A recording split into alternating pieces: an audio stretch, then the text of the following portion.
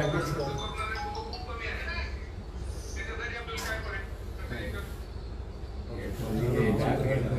तू कर रहा हाँ नहीं हाथ मत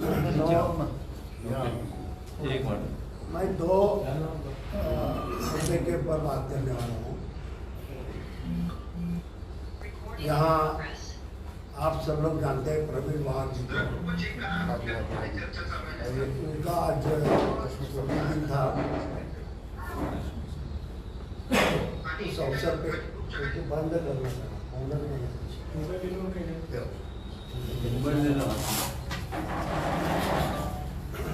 12 साल हो गए, लेकिन हर साल मराठवाड़ा कामगार यूनियन के जरिए उनका स्मृति दिन मनाया जाता है। और इस वक्त महाराष्ट्र में सरोखा किस ढंग से रखने का उसके ऊपर बहस किया है। मौलाना आज़ाद विचार मंच ने 2 मुद्दों के ऊपर काम चालू किया है। एक तो पहला मुद्दा मैं बोलूँगा, तब तक जो आने वाले हैं वो आएंगे। एक तो मराठा आरक्षण के बारे में बहुत कुछ चला है, अनशन हुआ, चीफ मिनिस्टर खुद वहाँ गए, अच्छी बात है। फिर अभी धनगर समाज के अलग ही मांग है, उनका कुछ चला है।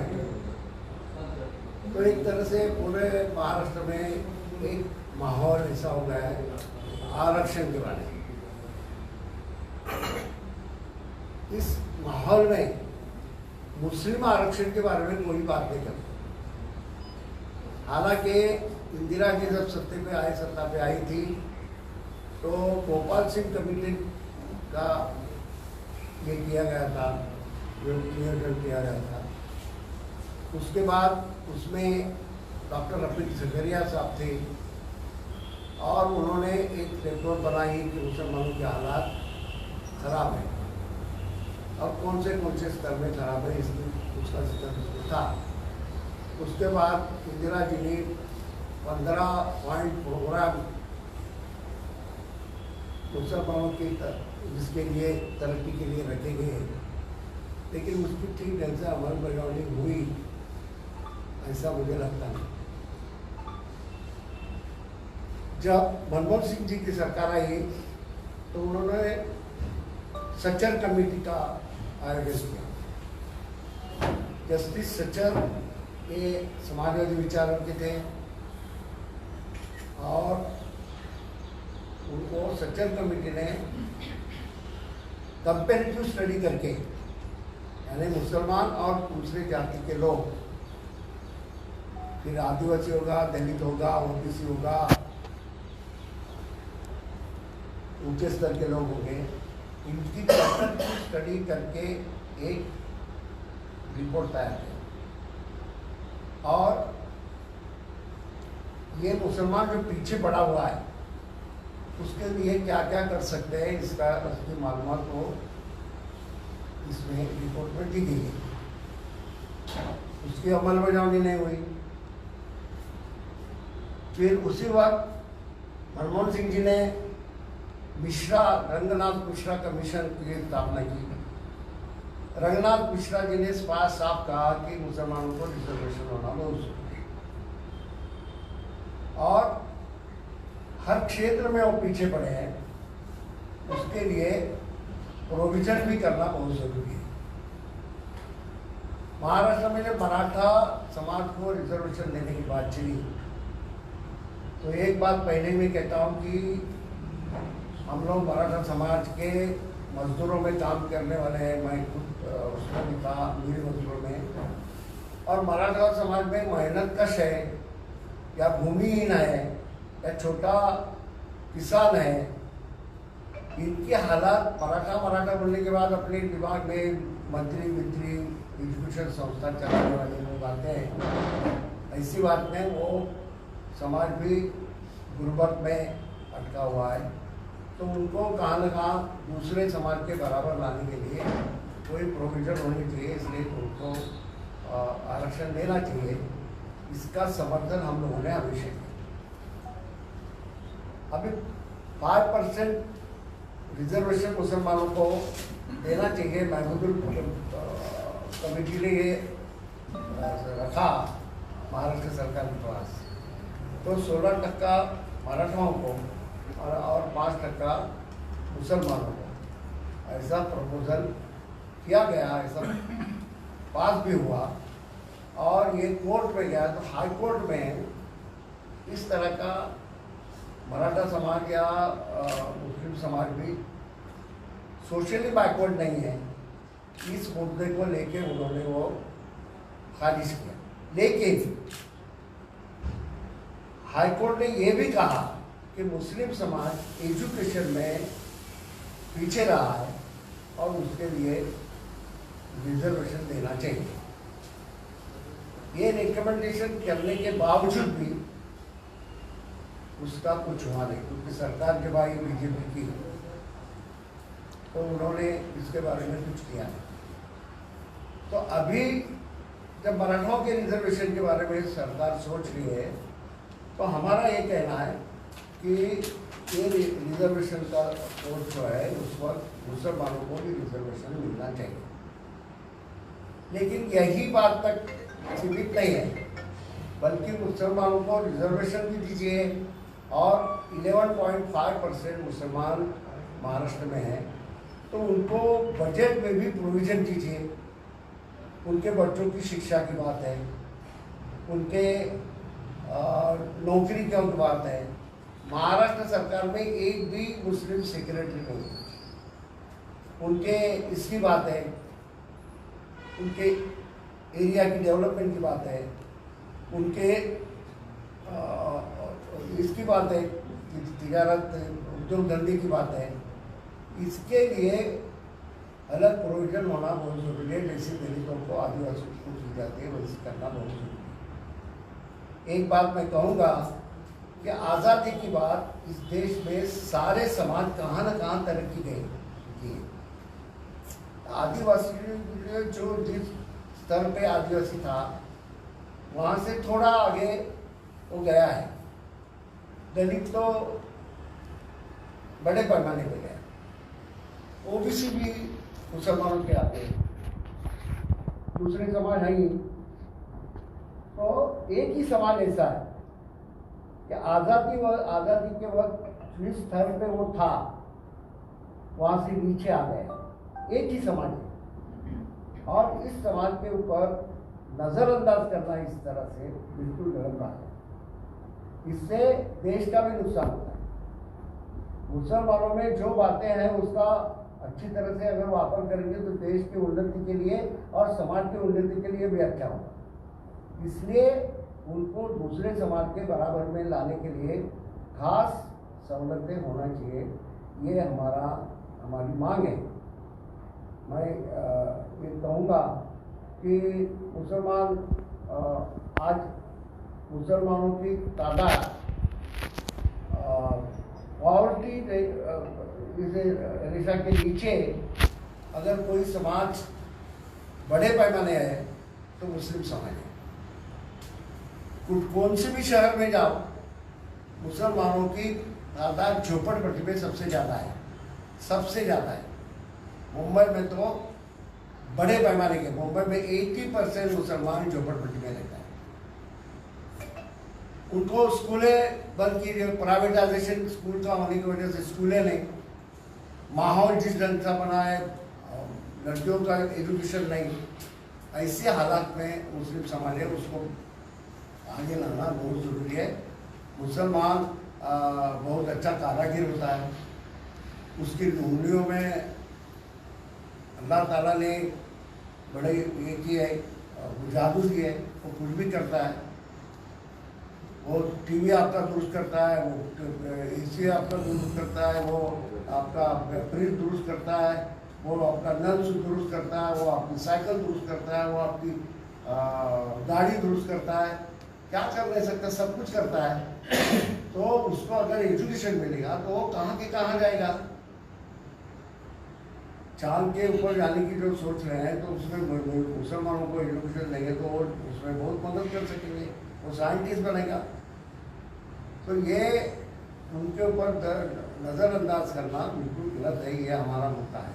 इसलिए हम 21 अक्टूबर को मुंबई में एक मुस्लिम कॉन्फ्रेंस ले रहे हैं, ये सवाल के ऊपर, रिजर्वेशन के सवाल के ऊपर। और उसके बाद औरंगाबाद है, अकोला है, ये है अपना धुलिया है, धुलिया या मालेगांव, कोल्हापुर है।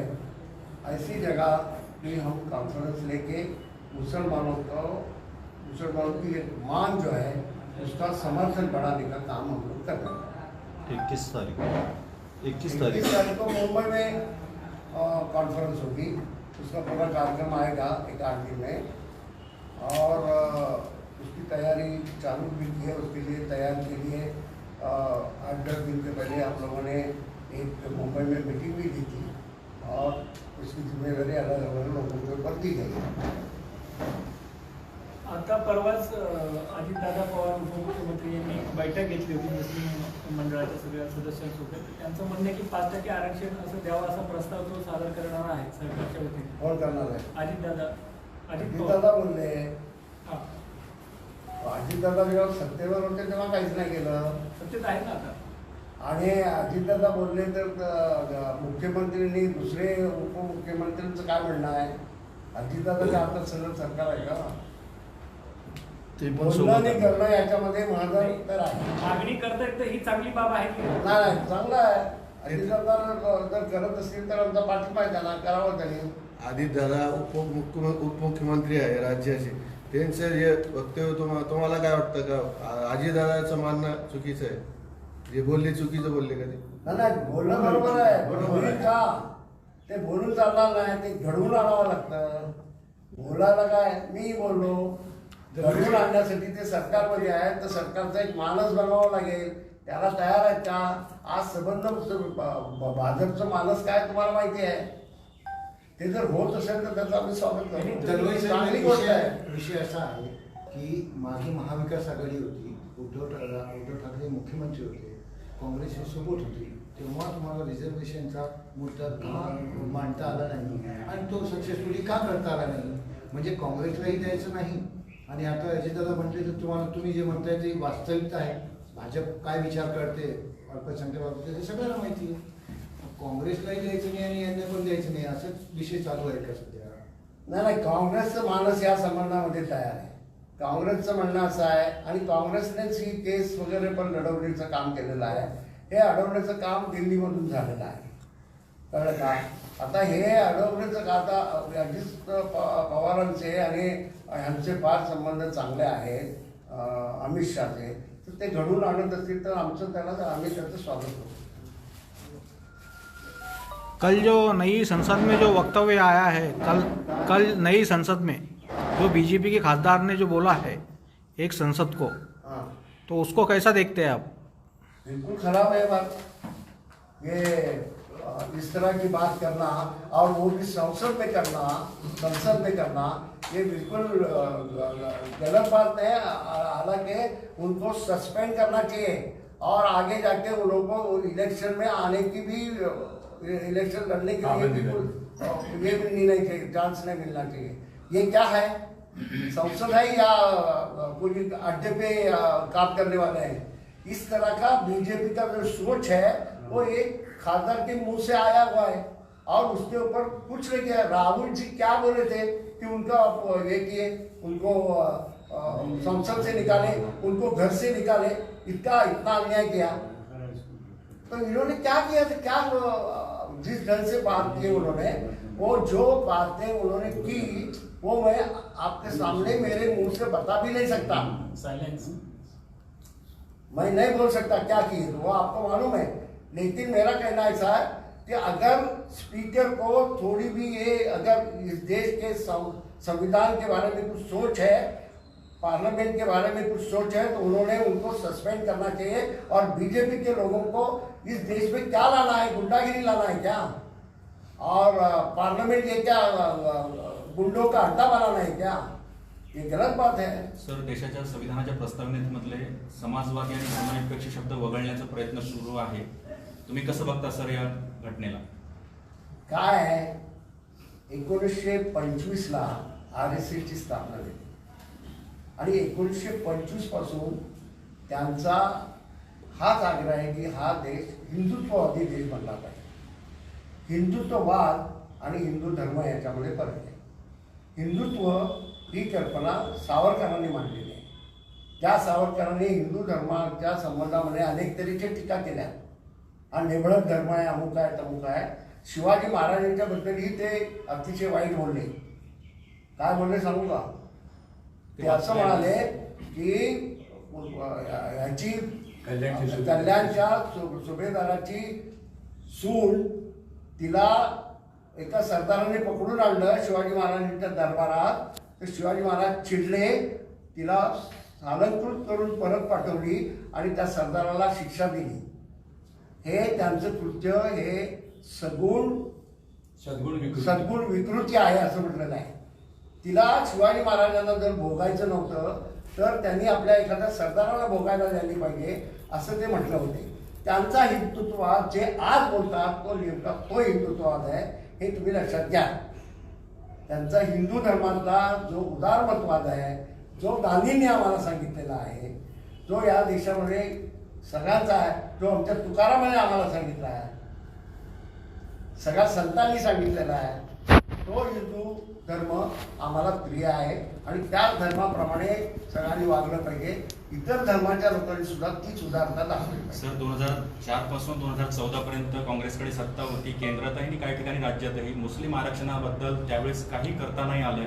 फक्त 14 कलमी 13 कलमी मायनॉरिटी स्कॉलरशिप याच्यावरच बोलवण केली गेलेली आहे. आता तुम्ही सत्तेत नाही आहात, आता तुम्हाला हा मुद्दा कसा काय सुचतोय?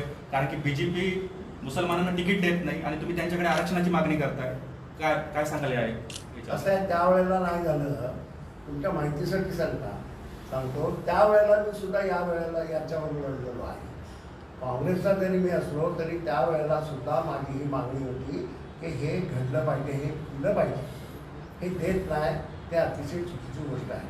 मी त्यावेळेला हे म्हणालो होतो की 75% मुस्लिम मुलं 1ली ते 11वीपर्यंत 75 मुलं ही गळतात, ड्रॉपआउट होतात.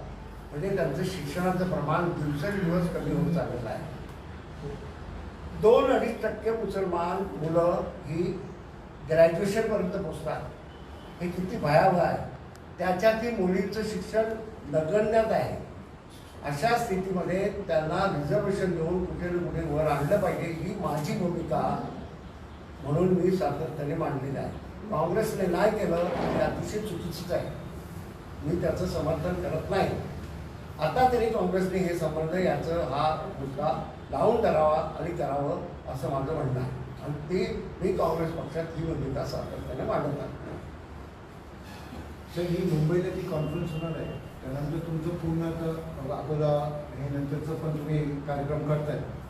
काय नेमकं यामध्ये काय तुम्ही डिसाईड करणार आहात की मुस्लिम आरक्षणासाठी काय रस्त्यावर आंदोलन राहील का कोर्टात राहील की कसं काय तुमचं नियोजन राहणार आहे? नाही, असं आहे, आम्ही पहिल्यांदा कॉन्फरन्स घेणार. आमचा अनुसेवर विश्वास आहे. शक्यतर रस्त्यावर जरी आलो तरी गांधींच्या मार्गाने आम्ही रस्त्यावर आम्ही सह्या गोळा करू लोकांच्या. आमचं काय म्हणणं आहे ते लोकांच्याकडून शांततेच्या मार्गाने हा प्रश्न सोडवण्याच्या दृष्टीने प्रयत्न करू आणि यासाठी न्यायालयाचे दरवाजे बंद ठेवू.